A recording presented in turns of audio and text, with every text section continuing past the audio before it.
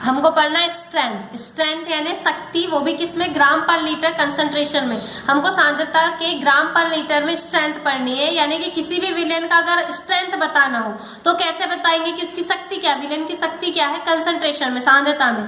तो amount of solid in gram in 1 litre 1000 ml solution is known as strength. इसका मतलब है कि किसी भी सॉल्यूट, यानी जिसको हम मिलाते हैं, जिसको हम विलेय कहते हैं, किसी भी सॉल्यूट की ग्राम में 1 लीटर में घुली हुई मात्रा, यानी 1 लीटर में कोई भी सॉल्यूट की ग्राम में कितनी मात्रा है, या बोल सकते हैं 1000 ml में सॉल्यूशन में वो कितना सॉल्यूट मिला हुआ है ग्राम में, वो उस विलेन की स्ट्रेंथ कहलाती है या शक्ति कहलाती है। इट इज एक्सप्रेस इन अ ग्राम पर लीटर, इसको हम ग्राम पर लीटर में शो करते हैं। जैसे कि solution having 20 gram NaOH in 100 ml solution is said that have strength 20 ग्राम पर लीटर। इसका मतलब अगर हम NaOH का सॉल्यूशन बना रहे हैं 1000 ml में, तो 1000 ml में 20 ग्राम अगर NaOH डिजॉल्व है तो वो उस विलेन की स्ट्रेंथ कितनी होगी, 20 ग्राम पर लीटर। ठीक है, अब आता है मोलरिटी।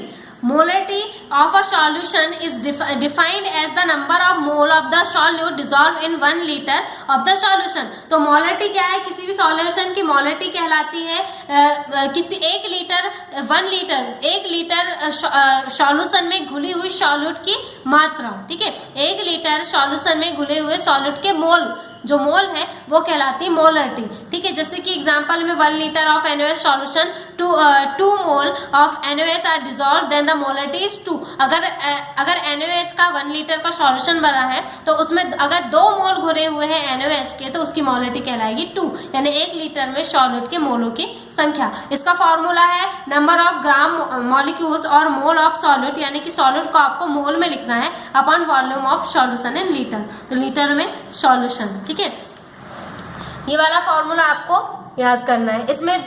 इसमें जो m = W जो दिया है वो कहलाता है मास ऑफ सॉल्यूट इंटू 1000, और MW जो है मॉलिक्यूलर मास ऑफ सॉल्यूट, यानी कि किसी भी जो आप जिस विलेय को मिला रहे हैं उसका आणविक द्रव्यमान। ठीक है, अब नेक्स्ट आता है molarity M। Molarity of a solution is defined as the number of mole of the solute dissolve in kilogram 1000 gram of the solvent. तो मोलरिटी क्या है कि किसी भी सॉल्यूशन जैसे 1000, हम यहाँ पे अब सॉल्यूशन को किस में ले रहे हैं, 1000 ग्राम में, तो 1000 ग्राम में सॉल्यूट के किलोग्राम में घुली हुई मात्रा। ठीक है, कितने मोल जो है वो सॉल्यूट के घुरे हुए हैं, और जो सॉल्यूशन है उसको हम किलोग्राम में लेंगे। वहां पे क्या ले रहे थे, लीटर में, यहाँ पे आपको सॉल्वेंट जो है जिसमें आप घोल रहे हैं उसको किलोग्राम में लेना है, और कितने उसमें सॉल्यूट के मोल घुले हुए हैं, जिससे number of mole of solute, यानी सॉल्यूट के कितने मोल है, mass of the solvent in kilogram, जिसमें आप घोल रहे हैं उसको आप किलोग्राम में ले रहे हैं, इंटू 1000। ठीक है, तो इसका ये फॉर्मूला है। नेक्स्ट है आपको एग्जांपल नंबर 7 करना है। Calculate molarity of a solution in which 4 gram NaOH is dissolved in 500 gram water. तो ये आपको फॉर्मूला लिखना है। 4 क्या है यहाँ पे, W जो सॉल्यूट का होता है, W को हम डिनोट करते हैं जो सॉल्यूट के मोल है, इंटू 1000। MW का मतलब होता है कि आप किसमें, मतलब उसका जो आपने निकाला था क्या, मॉलिक्यूलर मास ऑफ सॉल्यूट, तो मॉलिक्यूलर मास है सॉल्यूट का 40, इंटू 500 में आप डिसॉल्व कर रहे हैं तो 1/5 इसकी कहला जाएगी आपकी मोलरिटी। ठीक है, अब है मोलरिटी और मोलरिटी में डिफरेंस दिया है। मोलरिटी क्या है, in molarity the total volume of the solution is taken in consideration. Molarity में आप क्या लेते हैं, सॉल्यूशन को वॉल्यूम के फॉर्म में लेते हैं। ठीक है, और molarity mass of the solvent in consider, और मोलरिटी में आप सॉल्वेंट को मास में लेते हैं, द्रव्यमान में।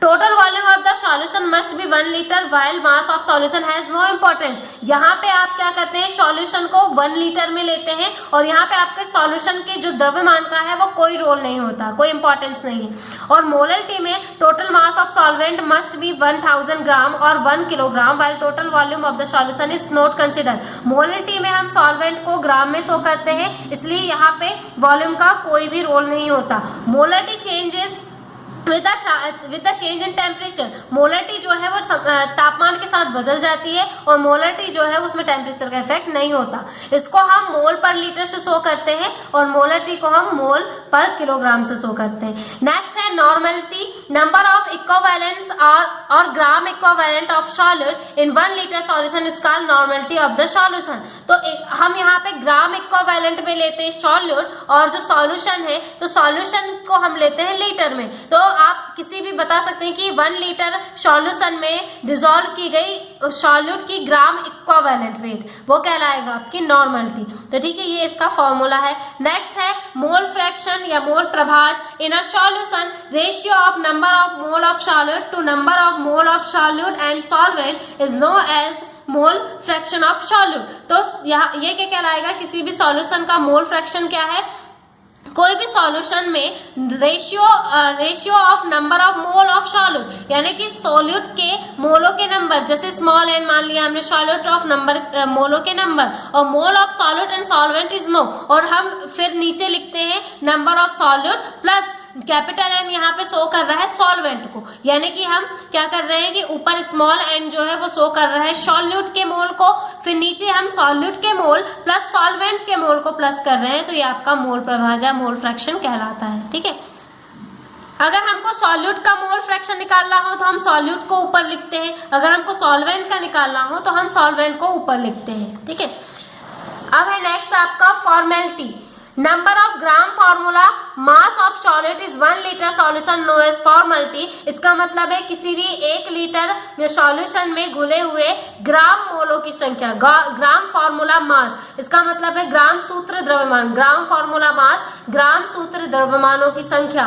अगर आपने किसी भी सॉलिड को लिया है तो उसको ग्राम फॉर्मूला मास में लेंगे और जो सॉल्यूशन है वो 1 लीटर है, तो ये आपका कहलाएगा फॉर्मेलिटी। फिर है mass fraction, ratio of mass of a component of a solution and total mass of solution is known as mass fraction of the component in the solution। अगर कोई भी सॉल्यूशन एक या एक से ज्यादा कंपोनेंट से बना है, जैसे मान लिया हमने WA और WB किसी भी सॉल्वेंट में एक से ज्यादा कंपोनेंट है, तो अगर हम उसका मोल फ्रैक्शन निकालते हैं तो ये कहलाता है आपका मास ऑफ फ्रैक्शन ऑफ ए। मान लो कि एक कंपोनेंट ए है और एक बी है, तो अगर हमको ए का निकालना है तो हमको सबसे पहले component of solution in total mass of solution is known as mass of fraction. इसका मतलब है सबसे पहले जो W ऊपर WA जो लिखा है वो एक कंपोनेंट का है, तो उसका हमने मास लिखा अपॉन जो एक सब्सटेंस है वो और प्लस दूसरा, उनका टोटल जो मास होगा वो कहलाएगा A का। और अगर B का निकालना हो तो हम ऊपर लिखेंगे B का मास और नीचे लिखेंगे A और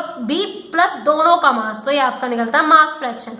अब एक concentration of solution in parts per million, parts per million को हम ppm में शो करते हैं। Number of part of solid in 1 million parts of solution by weight is known as concentration parts per million. तो number of parts of solute, इसका मतलब है कि 1 मिलियन यानी 1 लाख पार्ट, सॉल्यूशन के 1 लाख पार्ट 1/10⁶ में, मतलब कि कोई भी सॉल्यूशन है उसका 1 लाख पार्ट जो होगा उसमें सॉल्यूट के नंबर अगर हम उसका वेट शो करते हैं तो वो आपका कहलाता है parts per million. Parts per million मतलब कि 1 मिलियन में कितने पार्ट हैं, तो किसी भी सॉल्यूशन के 1 लाख में, 1 मिलियन मतलब 1 लाख में कितने पार्ट सॉल्वेंट के हैं वो कहलाता है आपका पार्ट पर मिलियन। ppm में शो करते हैं मास ऑफ सॉल्यूट इन ग्राम, यानी कि किसी भी मिलाए गए सॉल्यूट का ग्राम में कितना मास है upon mass of solution in gram into 10⁶। इसका मतलब 1 मिलियन पार्ट, कोई भी सॉल्वेंट होगा, सॉल्यूशन होगा तो उसका 1 मिलियन पार्ट में कितना ग्राम सॉल्यूट है वो आपका कहलाता है पार्ट्स पर मिलियन। ठीक है, अब नेक्स्ट है solubility of gases in liquid. इसका मतलब है किसी भी लिक्विड में गैसेस की विलेयता को कैसे हम शो कर सकते हैं। जैसे कोई लिक्विड है उसमें हमने गैस को मिला दिया है या घोल दिया है, तो solubility is the maximum amount of solid dissolve in defined amount of solvent eight given temperature. किसी भी विलेन की सॉल्युबिलिटी या विलेयता क्या कहलाती है, किसी भी विलेन की विलेयता वो मैक्सिमम अमाउंट है, किसी भी सॉलिड का वो मैक्सिमम अमाउंट है जिसको आप किसी भी एक निश्चित सॉल्वेंट के अमाउंट में घोरते हैं दिए हुए टेम्परेचर पर। It's value depend on nature of solute, nature of solvent, temperature and pressure. तो किसी भी विलेन की जो विलेयता है वो उस विलेन की प्रकृति पर, मिलाए जाने वाले सॉल्यूट पर, टेम्परेचर पे, प्रेशर पे, हर चीज पे डिपेंड करती है। Effect of these factor are study on the stability of gas और सॉलिड इन लिक्विड। तो यहाँ पे हम कुछ फैक्टर जो की स्टडी करेंगे जो किसी गैस या सॉलिड की लिक्विड में सॉलिबिलिटी को शो करता है। यानी अगर हम गैस या फिर कोई सॉलिड किसी लिक्विड में मिला रहे हैं तो उसकी सॉलिबिलिटी में कौन कौन से फैक्टर अफेक्ट करेंगे इसके बारे में पढ़ेंगे। ठीक है, तो most of the gases are water soluble. बहुत सी गैस जो है वो पानी में घुल जाती है। Gases differ in their solubility. जो गैस है वो अलग अलग सॉल्युबिलिटी शो करती है। Oxygen of air in soluble apparently in water. जो ऑक्सीजन है वो एयर में ज्यादा घुली हुई है वाटर की तुलना में। Aquatic plant and animal are able to survive in water as they respire on the oxygen dissolve in water. जो एक्वेटिक प्लांट और एनिमल होते हैं वो पानी में सर्वाइव करते हैं क्योंकि वो घुली हुई ऑक्सीजन का यूज करते हैं। Opposite to it is hydrogen chloride and ammonium are highly soluble in water. Some gases are soluble in ethyl alcohol और बेंजीन। जो ऑक्सीजन है वो पानी में उतनी नहीं घुलती, लेकिन कुछ गैसेस जैसे हाइड्रोजन क्लोराइड है या अमोनिया है वो वाटर में ज्यादा अच्छी घुलती है, और कुछ गैसेस जो होती है वो एथिल अल्कोहल और बेंजीन में डिजॉल्व होती है। Solubility of a gas in a particular liquid at given temperature and 1 atmosphere pressure is volume of it is cc at STP needed to prepare saturated solution in 1 cc of solvent। तो किसी भी gas की solubility जो है वो particular liquid में अगर उसको घोलना है तो वो एक दिए हुए टेम्परेचर पे और एक 1 एटमॉस्फेयर प्रेशर पे जो है वो वॉल्यूम पे घुली हो, और आपका स्टैंडर्ड टेम्परेचर और प्रेशर की इसमें जरूरत होती है और सैचुरेटेड सॉल्यूशन बनाता है। ठीक है, this mode of expressing solubility of a gas is called the absorption coefficient. ये इसके एब्जॉर्प्शन कोएफिशिएंट कहलाती है। इसको हम अल्फा से शो करते हैं। ठीक है, अब नेक्स्ट हमारा टॉपिक है factor affecting the solubility of gases in liquid. इसको हम नेक्स्ट क्लास में करेंगे।